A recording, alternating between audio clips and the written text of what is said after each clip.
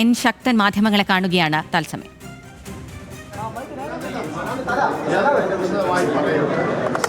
അത് ആവർത്തിക്കണം എന്ന് ഞാൻ ആഗ്രഹിക്കുന്നു.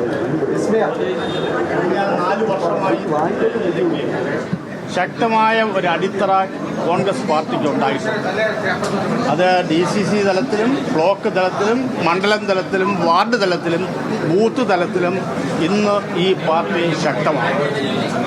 അത് ഈ ഗവൺമെൻറ് രണ്ടാം പിണറായി സർക്കാർ അധികാരത്തിൽ വന്നതിന് ശേഷം കേരളത്തിൽ നടന്നിട്ടുള്ള ഉപതെരഞ്ഞെടുപ്പുകളെല്ലാം നിങ്ങൾക്കറിയാം. ആ 4 ഉപതെരഞ്ഞെടുപ്പിലും അതിന് മുൻപ് നടന്ന തെരഞ്ഞെടുപ്പിൽ വിജയിച്ചതിനേക്കാൾ വൻ ഭൂരിപക്ഷത്തിലാണ്, 2 ഇരട്ടിയും 3 ഇരട്ടിയും 4 ഇരട്ടിയും ഭൂരിപക്ഷത്തിലാണ് കോൺഗ്രസിൻ്റെയും UDFിൻ്റെയും സ്ഥാനാർത്ഥികൾ വിജയിച്ചത്. ഇവിടെയും സ്ഥിതി മറിച്ചല്ല. അവിടെ എന്തുകൊണ്ട് ഇത് വിജയിച്ചു എന്ന് ചോദിച്ചാൽ, തെരഞ്ഞെടുപ്പിൻ്റെ 3-4 മാസത്തിന് മുൻപ് പാർട്ടിയുടെ സംസ്ഥാന നേതൃത്വം ശക്തമായ അടിത്തറയുണ്ടാക്കുന്നതിന് വേണ്ടിയുള്ള മുന്നൊരുക്കങ്ങൾ നടത്തിയതുകൊണ്ടാണ് നടന്ന ഉപതെരഞ്ഞെടുപ്പുകളിൽ, അസംബ്ലി ഉപതെരഞ്ഞെടുപ്പുകളിലെല്ലാം വൻ ഭൂരിപക്ഷം കരസ്ഥമാക്കിയത്.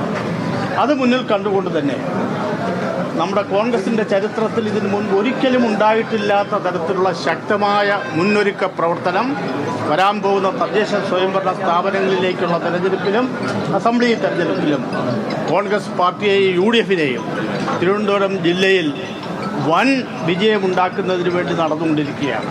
ഇന്ന് പാർട്ടി വളരെ ശക്തമാണ്. കോൺഗ്രസ് പാർട്ടി ഈ ജില്ലയിൽ സംസ്ഥാനത്തുള്ളതുപോലെ ഈ ജില്ലയിലും വളരെ ശക്തമാണ്. താഴെ അറ്റം വരെയുള്ള മുഴുവൻ ആളുകളും ഒറ്റക്കെട്ടായി ഇപ്പോൾ പ്രവർത്തിക്കുന്നു. കോൺഗ്രസിൻ്റെ ചരിത്രത്തിൽ ഗ്രൂപ്പില്ലാത്ത നല്ല പ്രവർത്തനം നടക്കുന്ന ഒരു കാലഘട്ടമാണിത്. അത് ഈ വരാൻ പോകുന്ന തെരഞ്ഞെടുപ്പുകളിലെല്ലാം വിജയിക്കും എന്നുള്ള കാര്യത്തിൽ സംശയമില്ല. കോൺഗ്രസിൻ്റെ സുവർണ കാലഘട്ടത്തിലേക്ക് കടക്കാൻ പോവുകയാണ്. അതിൽ ഞാൻ എല്ലാ കോൺഗ്രസ്സുകാരുടെയും പ്രവർത്തനത്തെ ഞാൻ ആത്മാർത്ഥമായി ക്ഷണിക്കുകയാണ്. നല്ല പ്രവർത്തനം കാഴ്ചവെക്കാൻ നിങ്ങൾക്ക് കഴിയണം. അതോടൊപ്പം ഒരു കാര്യം പറയട്ടെ, ഈ 4 വർഷമായി നല്ല പ്രവർത്തനത്തിന് നേതൃത്വം കൊടുത്ത ശ്രീ പാലോട് രവിയെ ഞാൻ കോൺഗ്രസ് പാർട്ടിക്ക് വേണ്ടി, തിരുവനന്തപുരം DCCക്ക് വേണ്ടി ഹാർദവമായി അഭിനന്ദിക്കുകയാണ്.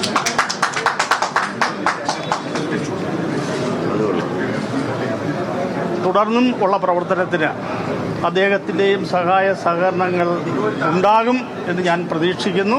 കോൺഗ്രസിന് ഒരു നല്ല ഭാവി ഉണ്ടാക്കിയെടുക്കുന്നതിന് എല്ലാ മാധ്യമ സുഹൃത്തുക്കളുടെയും സഹായം ഞാൻ അഭ്യർത്ഥിക്കുകയാണ്.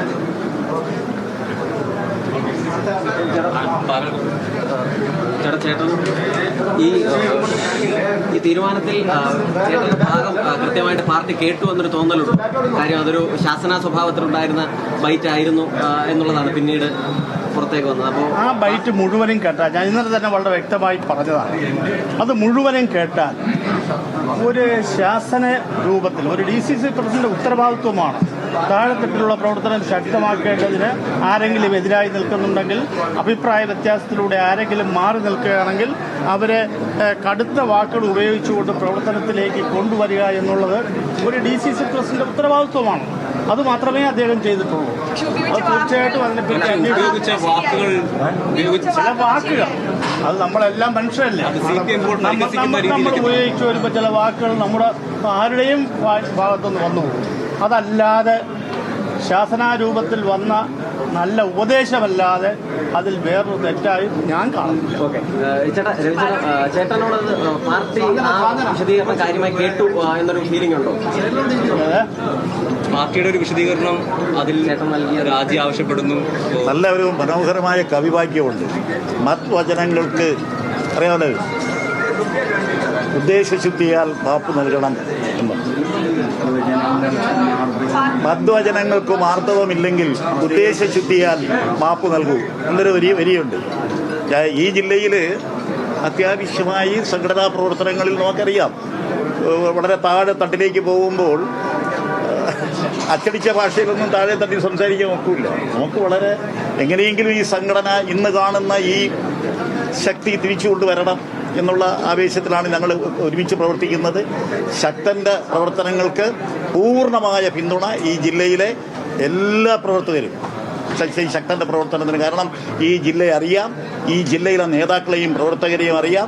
ഈ ജില്ലയിലെ പ്രവർത്തനങ്ങൾ ഏകോപിപ്പിച്ചു കൊണ്ടുപോകാൻ കഴിവുള്ളവരാണ് ശ്രീ ശക്തൻ. മുൻ DCC പ്രസിഡന്റ് എന്നുള്ള നിലയിൽ ഞാൻ മാത്രമല്ല, മുൻ DC പ്രസിഡന്റുമാരുണ്ട്, KPCC ഭാരവാഹി, ഞങ്ങൾ ഒറ്റക്കെട്ടായി ഒരു ടീമായി ഞങ്ങൾ ഈ ശ്രീ ശക്തന്റെ പ്രവർത്തനത്തിന് എല്ലാവിധമായ പിന്തുണയും നൽകും. അത്രയും ഈ പാർട്ടി നടപടിയിൽ സംതൃപ്തിയുണ്ടോ? അല്ല, അതിനെ സംബന്ധിച്ച് അന്വേഷിക്കാനായിട്ട് KPCC ഒരു ചുമതലപ്പെടുത്തിയിട്ടുണ്ട്. എങ്ങനെ വേണമെങ്കിലും വ്യാഖ്യാനിക്കാം, എങ്ങനെ വേണമെങ്കിലും വ്യാഖ്യാനിക്കാം. ഒരു കാര്യം ചോദിച്ചോട്ടെ, താങ്കൾ ഇങ്ങനെ വേണമെങ്കിലും വ്യാഖ്യാനിക്കാം. ഞാനതാണ് പറഞ്ഞത്. നിങ്ങൾ വളരെ സ്വകാര്യമായി നടത്തിയിട്ടുള്ള ഒരു സംഭവം പിന്നീട് പുറത്തു വരികയും ചെയ്യുന്നത്, ഇതിന് പിന്നിൽ ഒരു ഗൂഢാലോചന നടത്തിയിട്ട് താങ്കളെ മാറ്റണമെന്ന് നേരത്തെ ചില പ്രവർത്തകരൊക്കെ പറഞ്ഞിരുന്നു. അപ്പൊ അതുകൊണ്ടുള്ള ഒരു ഗൂഢാലോചന എന്ന രീതിയിൽ കാണുന്നു. ഞാൻ ഒരു 55 വർഷം കൊണ്ട് ഈ ജില്ലയിൽ പ്രവർത്തിക്കുന്ന ഒരാളാണ്. എനിക്ക് അങ്ങനെ ഒരു അഭിപ്രായമില്ല. ആരെങ്കിലും ഗൂഢാലോചന കൂടിയിട്ടാണ് ഓരോ പ്രവർത്തകനോട് പ്രവർത്തകനല്ല, ബ്ലോക്കിന്റെ സെക്രട്ടറിയാണ്. ബ്ലോക്കിന്റെ സെക്രട്ടറിയോടാണ് DC പ്രസിഡന്റ് സംസാരിക്കുന്നത്. അത് ചോർന്നത് എങ്ങനെ, ആ ചോർന്നതിന് ശേഷം ഉണ്ടായ സംഭവവികാസങ്ങളാണ്. സ്വാഭാവികമായും ഞാൻ അതിനകത്ത് വലിയ ഗൂഢാലോചന നടന്നു. അത് പാർട്ടി അന്വേഷിക്കാൻ പറഞ്ഞു കഴിഞ്ഞു. പാർട്ടി അന്വേഷിക്കും.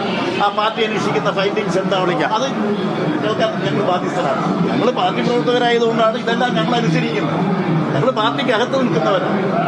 Thank you very much. ഇന്നലെ ചാനലുകാരെ എനിക്ക് കാണാൻ കഴിഞ്ഞില്ല, മാധ്യമ സുഹൃത്തുക്കളെ കാണാൻ കഴിഞ്ഞില്ല. സോറി. ശരി. തിരുവനന്തപുരം DCC ചുമതല ഏറ്റെടുത്തിരിക്കുകയാണ് N. ശക്തൻ. അദ്ദേഹം മുൻ DCC ചുമതലയിലുണ്ടായിരുന്ന പാലോട് രവിയുമായി ഒരുമിച്ചെത്തിയാണ് മാധ്യമങ്ങളെ കണ്ടത്. വിവാദങ്ങൾക്കില്ല, ഇനി ഒരുമിച്ച് മുന്നോട്ട് പോകുമെന്നാണ് അവർ പറയുന്നത്.